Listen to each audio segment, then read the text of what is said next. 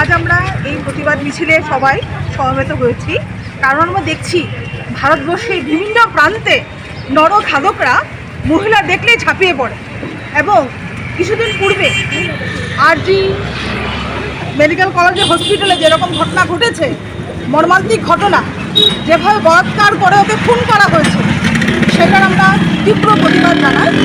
তার সঙ্গে আমি একটা কথা বলবো যে উপযুক্ত বিচার করতে গেলে তার সঠিক ইনভেস্টিগেশনটাও দরকার, এবং যারা এই ইনভেস্টিগেশনের দায়িত্ব আছেন তাদের কাছে আমাদের একটা অনুরোধ রইল, তারা যেন সঠিকভাবে এটা ইনভেস্টিগেশন করে।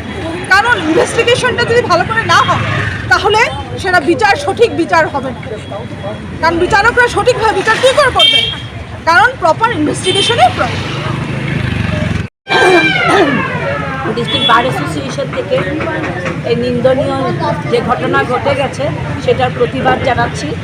বিচার ব্যবস্থার উপরে আমাদের সম্পূর্ণ আস্থা আছে এবং আমরা এটা চাইব যে তদন্ত যারা করে পুলিশরা যেমন সঠিকভাবে সব ঘটনাই, শুধু একটা রেপের জন্যই নয়, ভারতবর্ষে বিভিন্ন জায়গায় বিভিন্ন সময় এরকম রেপের ঘটনা ঘটে যাচ্ছে, প্রতিটা ঘটনার ক্ষেত্রে যেন পুলিশ চার্জশিট সঠিকভাবে দেয়, সঠিক সময়ে দেয়, সঠিক তদন্ত করে।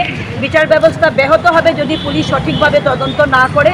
সেটাই আমাদের আজকে এই থেকে আর্জি থাকলো, পুলিশের তদন্ত যেন সঠিকভাবে হয়। আর এই ঘটনাতে সিবিআইকে দেওয়া হয়েছে।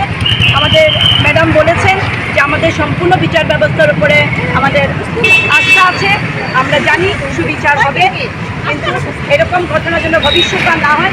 দৃষ্টান্তমূলক শাস্তি আমরা চাই এবং আমরা জানি বিচার ব্যবস্থা সেই দৃষ্টান্তমূলক শাস্তি দেবে।